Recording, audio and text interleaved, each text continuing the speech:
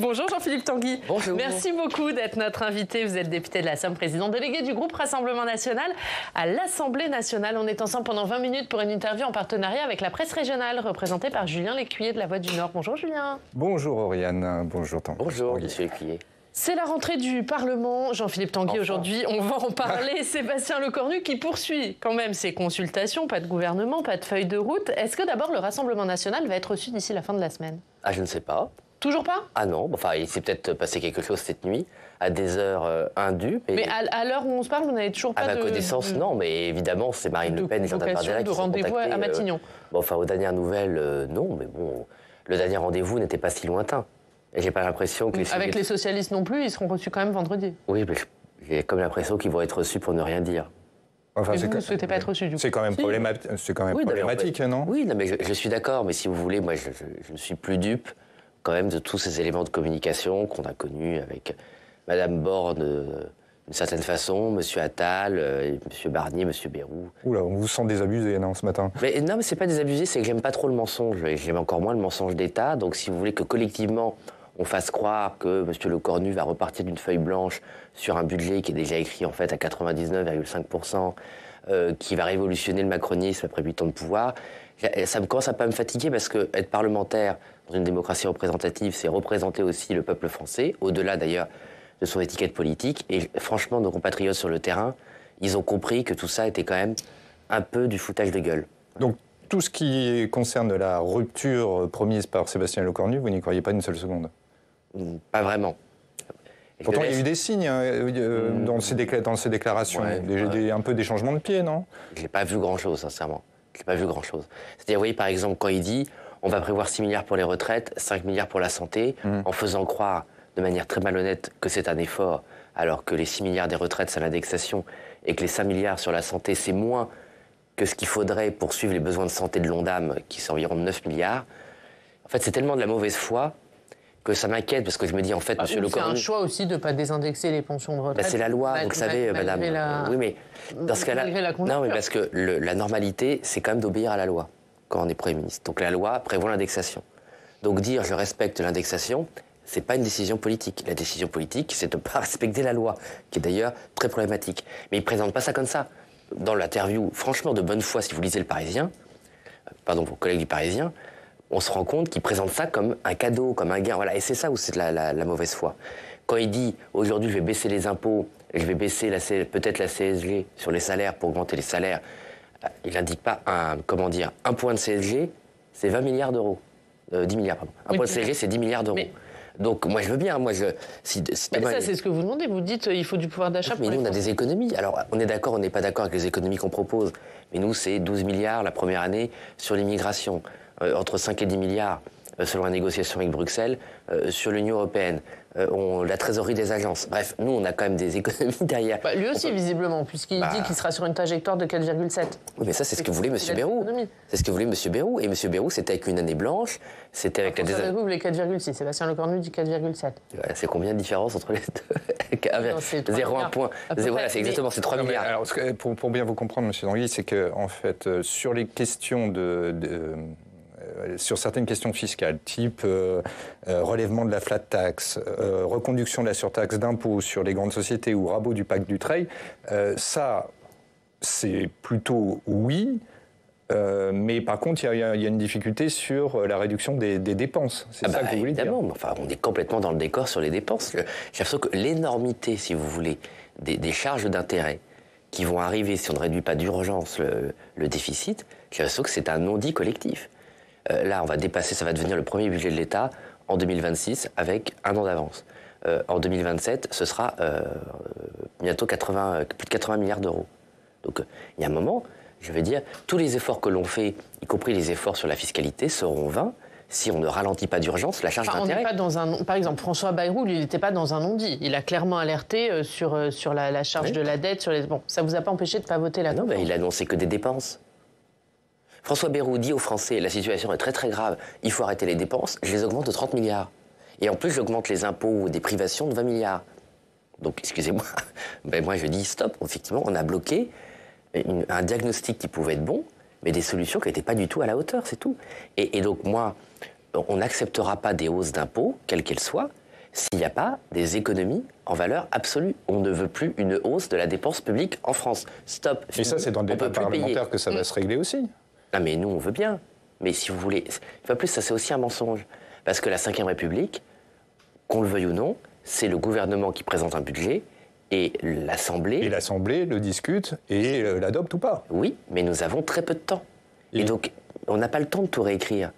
Si on était vraiment dans un régime totalement parlementaire, où l'Assemblée nationale prendrait le temps, et le Sénat évidemment, prendrait le temps qu'il souhaiterait pour adopter le budget, on pourrait nous dire « Ah bah moi j'ai pas fini mes économies, allez-y bosser ». Mais on n'a physiquement pas le temps. Moi ça fait 3 ans que je vote, enfin que je discute et je vote des budgets.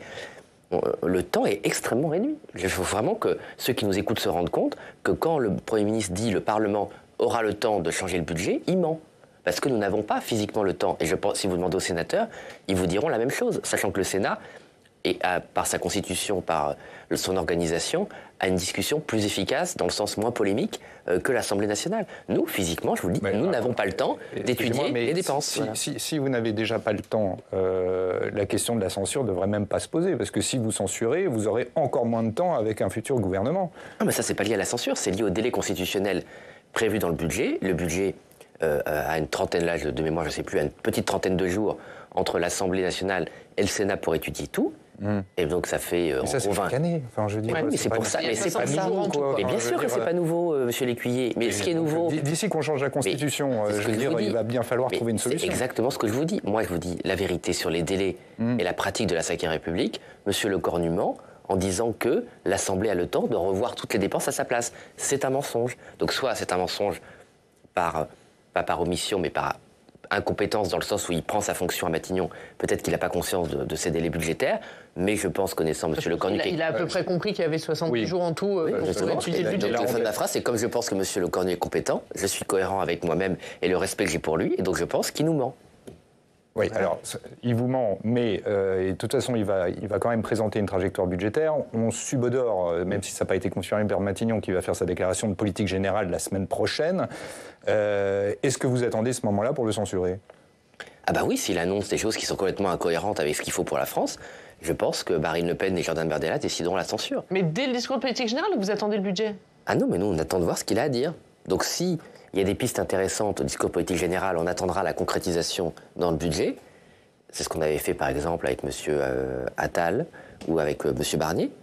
Et si il annonce dès le discours politique général des orientations qui ne vont pas du tout dans le bon sens, on ne s'interdit pas du tout de censurer. Ce sera la première fois qu'on censure. Donc dès la semaine prochaine ? Oui, parce qu'il y a un sentiment, si vous voulez, vraiment que M. Lecornu, dans la droite ligne de M. Macron, joue en permanence la montre contre la démocratie, espérant gagner du temps.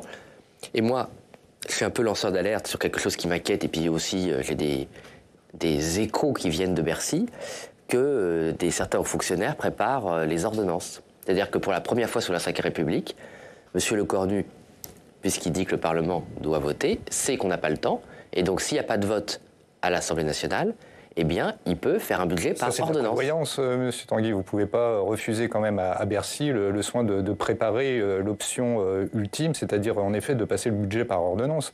Vu la situation politique, c'est plutôt sain qu'il le prépare. Moi, M. Lecuyer, je suis tout à fait d'accord avec vous. Mais je pense qu'il faut le dire.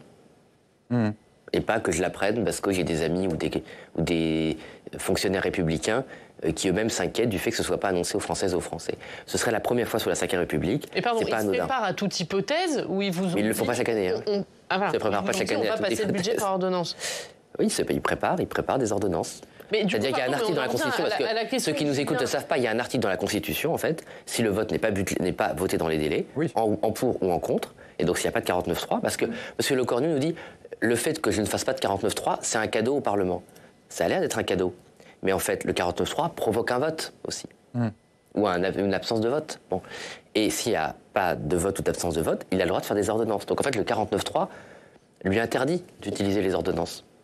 Vous voyez, donc c'est plus vicieux, vicieux, c'est peut-être pas mon terme, machiavélique, que ce que ça laisse apparaître. D'accord. Vous dites que vous attendez... Ah ben oui, mais vous savez, moi j'en ai vu d'autres, donc je me méfie. Vous dites que vous attendez de voir sur le fond. Alors, parmi les premières pistes qu'on a, par exemple, dans le Parisien, Sébastien Lecornu dit qu'il présentera un projet de loi ambitieux de lutte contre les fraudes sociales et fiscales en Conseil des ministres en même temps que le budget de la Sécurité sociale. Donc, a priori, en octobre. Ça va dans votre sens? Tout à fait. Ça va tout à fait dans notre sens. Et d'ailleurs, il y a un excellent article des Échos cette semaine qui montre que Mme Mélanie, avec un programme assez proche du nôtre, a ramené 17 milliards d'euros dans les caisses de l'État. Donc, c'est très bien. Si ça va dans le bon sens... Et si ça va dans les propositions que notamment Franck Alizio a présentées depuis longtemps avec Marine Le Pen, eh bien nous voterons les yeux fermés. Alors, on a quand même l'impression d'un marché de dupes, M. Tanguy, mais parce que je lisais dans les colonnes du Figaro les propos d'un élu de chez vous qui dit « Je n'ai pas de doute qu'on le censurera, la question c'est plutôt quand on décidera d'appuyer sur le bouton ». Oui, mais vous savez, il faut se méfier aussi c'est en off. Du Figaro. C'est en anonyme, j'imagine. Ou des élus. Non, mais voilà, c'est le petit jeu aussi des déclarations anonymes. Vous savez, moi aussi, je lisais toutes les déclarations anonymes qu'on fait sur moi et je dormirais mal. Donc vous dites, c'est pas un jeu de dupes. On jugera sur pièce. Il n'y a pas la volonté de le censurer. De toute façon, quoi qu'il arrive, que ce soit la semaine prochaine ou le mois prochain. Non, nous sincèrement, on juge sur pièce.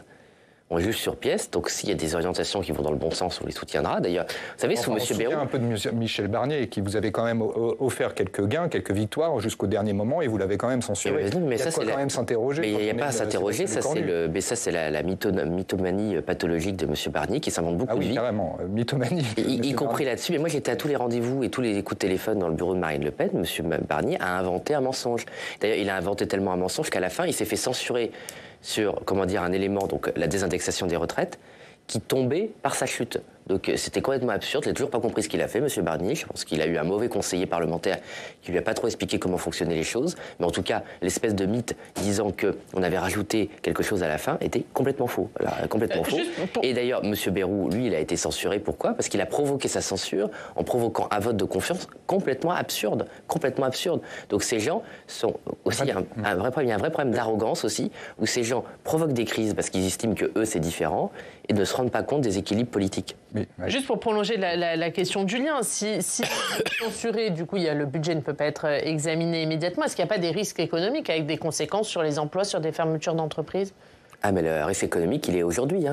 Moi, dans la Somme, et d'une manière générale dans les Hauts-de-France, nous avons énormément de plans sociaux, soit frontaux, soit déguisés, renvoi des intérimaires, réduction d'effectifs, avec des vrais problèmes, à la fois de carnet de commandes, puisqu'on a un problème de consommation populaire dans le pays. Et lié à l'incertitude économique, est-ce que vous n'allez pas renforcer Il y a un vrai besoin de stabilité. C'est ce que disent tous les patrons. Oui, mais la stabilité, elle est malheureusement dans la perspective politique absente. C'est-à-dire qu'il n'y a pas de programme, personne ne sait où on va. Monsieur Lecornu se tait pendant 3 semaines et quand il parle, il ne dit rien. Donc ça ne vient pas... Est-ce qu'il ne faut pas un budget à minima, même s'il ne vous convient pas totalement, pour tenir jusqu'en 2027, et puis à ce moment-là, les Français feront leur choix en fonction d'un programme que vous avez déjà écrit, tout va bien. Mais là, si le gouvernement chute, on sait très bien, avec un budget qui serait passé par ordonnance, on sait très bien qu'on va encore un peu plus dans le mur. Non, moi, je pense que c'est l'inverse. Je pense qu'il faut des élections le plus tôt possible. Dans ces cas-là, il faut censurer. Et donc, dans ces cas-là, votre décision, elle est déjà prise. C'est-à-dire, pour censurer... Il faut faire chuter le gouvernement. Non, mais moi, excusez-moi, monsieur Lecuyer, on est cohérent. On dit, soit monsieur Lecornu prend des décisions de rupture, et dans ce cas-là, effectivement, il y a un programme de rupture jusqu'en 2027 qui permet une transition, soit il ne le fait pas, et dans ce cas-là, on perd un temps qui est extrêmement précieux vu l'état des finances publiques et de l'économie, et on va aux élections. Mais vous n'y croyez pas. Ah bah si, j'y crois, moi. Ce que vous nous dites depuis tout à l'heure, c'est que vous ne croyez pas à la rupture de Sébastien Lecornu. Donc dès lors que vous ne croyez pas à cette rupture, forcément, vous voulez sa chute. Mais c'est pas que je veux sa chute, monsieur Lécuyer. C'est que moi, je ne suis pas un égo... Mais non, mais sincèrement, j'essaie de vous répondre sincèrement. J'ai pas l'impression de me défausser. Moi, je suis pas un égo sur pattes. Donc moi, j'ai mon intime conviction. Si on me demande ce que je pense de M. Lecornu au-delà de la personne, je pense qu'il n'est pas capable de rompre avec le macronisme. C'est ce que je pense au fond de moi-même. Donc il doit chuter. Mais sauf que c'est un procès d'intention. Donc j'attends qu'il se prononce. L'interview qu'il a fait la semaine dernière m'a plutôt conforté dans mon intime conviction que dans le fait que je le faisais un procès d'intention, mais une partie de nos compatriotes attendent qu'il parle. Voilà, moi j'essaie d'être de bonne foi, j'essaie de ne pas lui faire de procès d'intention. Il est arrivé dans l'histoire que des gens qui avaient un certain profil sachent s'en détacher. On verra. Ouais, mais on vous sent pas très croyant en la matière. Mais non, je suis pas croyant du tout. Non, mais c'est vrai, je suis pas croyant. Et encore moins pratiquant. Alors je passe quand même à un autre sujet. Une question toute simple. Est-ce que vous avez encore besoin de Marine Le Pen? Ah oui, non, mais je sais pas comment. Moi, ma famille politique ne peut. Comment dire, le marinisme est une vraie identité politique, une vraie idéologie et une vraie pratique de l'éthique républicaine. Je vous demande ça, M. Danguet, parce qu'il y a eu un sondage IFOP fiducial pour l'opinion, vous l'avez forcément vu, j'imagine célébré. Mais Jordan Bardella, si l'élection présidentielle se tenait demain, il ferait 33%, c'est-à-dire le même score que Marine Le Pen. L'avantage, c'est que Jordan Bardella, il n'est pas sous la menace d'une inéligibilité. Dans ces cas-là, pourquoi pas changer tout de suite? Mais parce qu'on va quand même pas,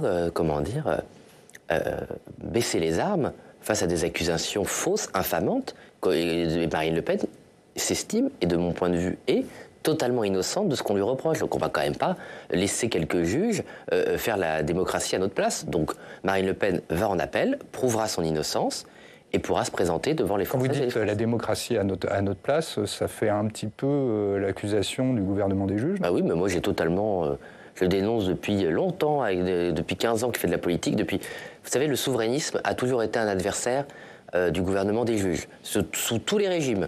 Voilà, ça fait 3 bons siècles qu'il y a un conflit entre ceux qui estiment, comme moi, représenter la volonté du peuple, ou en tout cas être ce qu'on appelle le populisme, donc le représentant du peuple estimer que c'est le peuple qui est souverain et personne d'autre, et des juges, une partie des juges qui estiment avoir beaucoup de pouvoir et faire un peu ce qu'ils veulent.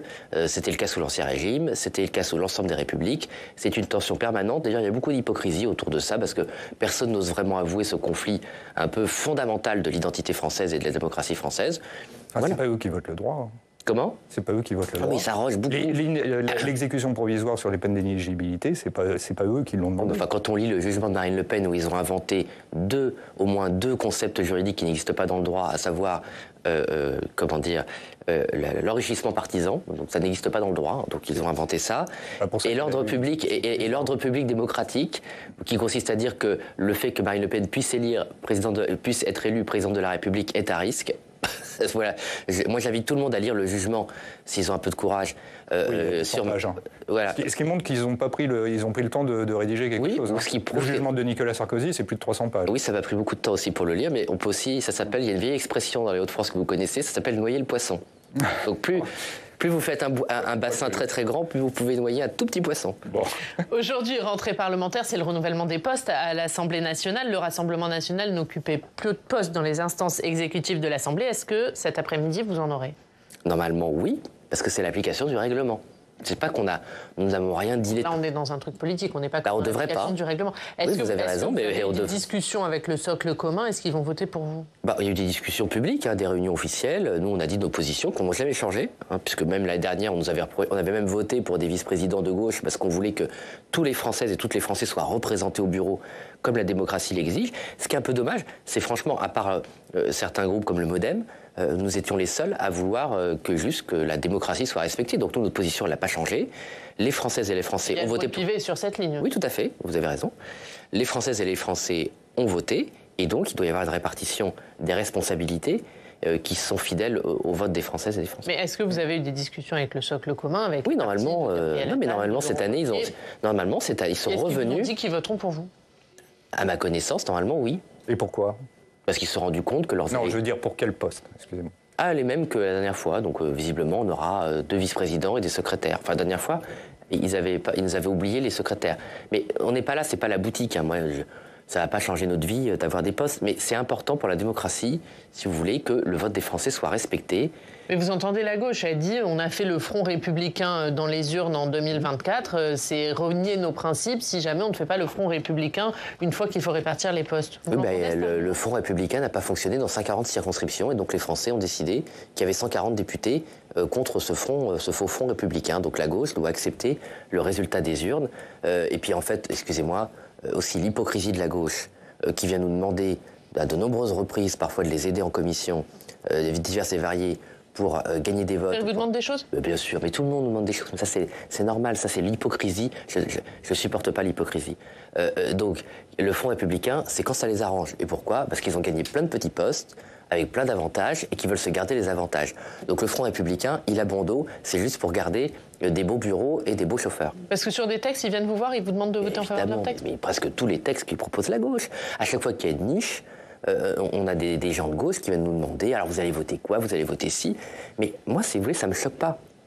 C'est normal. Ce qui est choquant, c'est l'hypocrisie, c'est les faux culs, quoi. Voilà, stop. Dernière question un peu plus personnelle. Est-ce que vous serez candidat pour la présidence de la Commission des Finances? Absolument, même la question. Non, parce que je pensais qu'on parlait du bureau, excusez-moi. À la présidence de la Commission des Finances. Oui, je serai candidat.